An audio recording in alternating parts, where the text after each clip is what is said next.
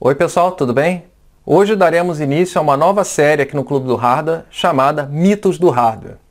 Nesta nova série, a gente vai estar explorando assuntos que são passados adiante por usuários como se fossem verdades, mas na verdade, quando a gente vai analisar mais a fundo, não passam de falácias, tá certo? E no episódio de hoje a gente vai começar falando sobre clock. Muita gente ainda pensa que clock é sinônimo de desempenho, que clock é sinônimo de velocidade, e na verdade não é isso. O clock é um sinal de sincronismo dentro do processador. Se fosse verdade que clock é sinônimo de desempenho, um processador Pentium 4 de clock mais elevado seria muito mais rápido do que um Core i5 de clock menor. E a gente sabe que um Core i5 vai ser sempre mais rápido que um Pentium 4. Então, o clock não é sinônimo de desempenho.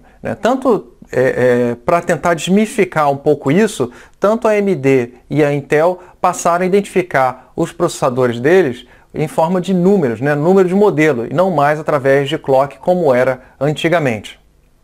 Mas de onde vem esse mito? Porque as pessoas ainda acham que um clock mais elevado vai caracterizar um processador mais rápido, Isso vem na época dos primeiros processadores, até a época do 386, para quem é um pouco mais novo, mas o primeiro processador usado nos computadores pessoais da linha PC foi o 8088, depois o 286, depois o 386, 486, Pentium, por aí adiante. Até a época do 386, os processadores eles eram absolutamente iguais, mesmo quando eram de fabricantes diferentes. Por que acontecia isso? Porque a IBM tinha uma política que ela, para comprar processadores, ela tinha que ter concorrência, não podia depender de apenas um fornecedor.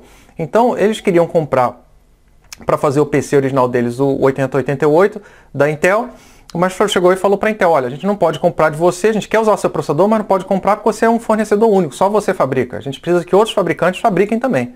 Então, o que a Intel chegou com a solução foi licenciar a AMD para fabricar o 8088 também. Então, na verdade, a AMD passou a fabricar o 8088 com as máscaras fornecidas pela Intel. Então, o processador AMD e Intel 8088 eram absolutamente idênticos internamente, absolutamente idênticos. Então, nessa época, e foi a mesma coisa para o 286, foi a mesma coisa para o 386. A partir do 486 mudou, tá? Eu vou chegar lá.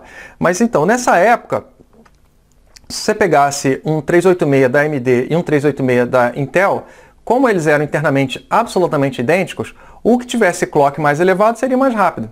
Então o que aconteceu? Para concorrer, a Intel e a AMD ofereciam clocks diferentes.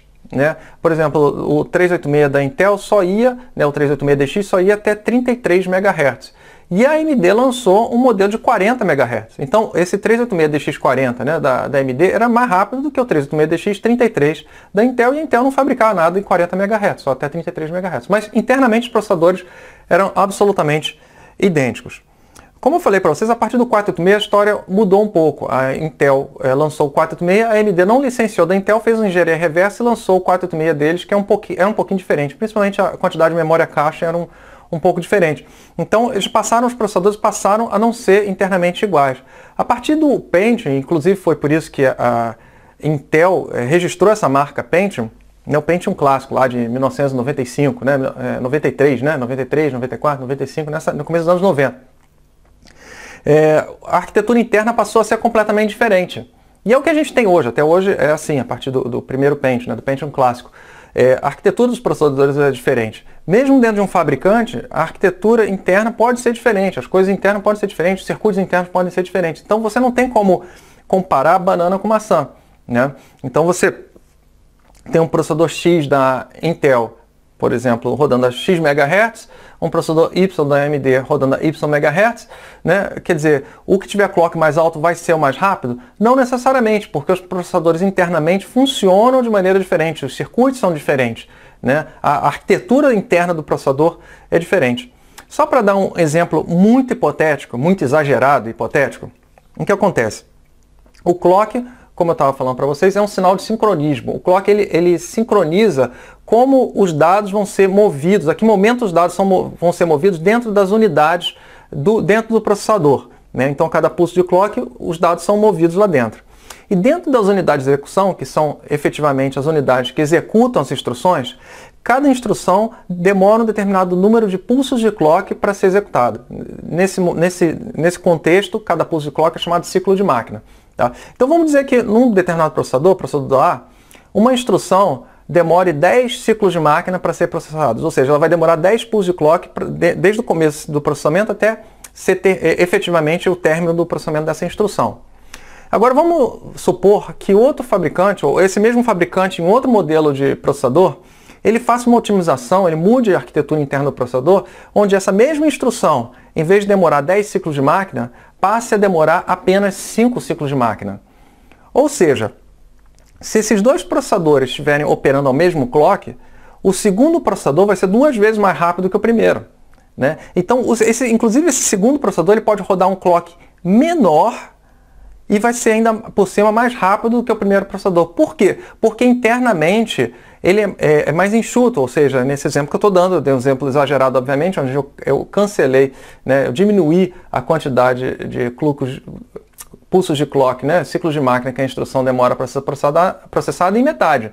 Né? Então, nesse caso específico, o que acontece? Mesmo que o processador tenha metade, quer dizer, os dois processadores, esse segundo processador, se ele estiver operando na metade do clock do primeiro processador, eles vão ter o desempenho iguais. Quer dizer, o tempo total que vai ser demorado para processar aquela instrução vai ser o mesmo. É claro que esse é um exemplo extremamente exagerado, as otimizações que são conseguidas não são assim de 50%, né? Você cancelar pela metade a quantidade de pulsos de clock que são necessários, mas dá uma ideia geral de como você consegue otimizar um processador e você consegue fazer as coisas em menor tempo. Né? Você precisa de menos pulsos de clock para fazer determinadas tarefas. Né?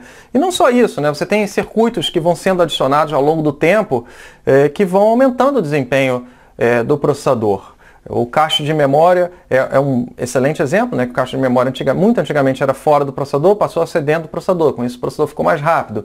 Circuito de previsão de desvios, circuito de execução especulativa e vários outros tipos de circuito que foram sendo adicionados aos processadores ao longo do tempo para aumentar o desempenho, para fazer com que no final das contas o processador tente ficar assim, trabalhando no topo do desempenho dele a maior parte do tempo. Tá certo? Então é isso, gente. Então, eu espero que com essa explicação um pouco mais técnica vocês consigam entender o porquê clock não ser sinônimo de velocidade, clock não ser sinônimo de poder de processamento. Na verdade, o clock é um sinal de sincronia que sincroniza a transferência, comanda a transferência de dados entre as unidades internas do processador. Né? E também o clock, a quantidade de pulsos de clock que cada instrução demora, cada quantidade de ciclos de máquina que uma instrução demora para ser executada, e além disso você tem unidades que podem ser otimizadas dentro do processador, né, que podem deixar o processador mais rápido, mais eficiente, que nada tem a ver com esse sinal de sincronismo, né, de clock. Tá certo? É isso aí, gente. Um grande abraço e até o próximo episódio.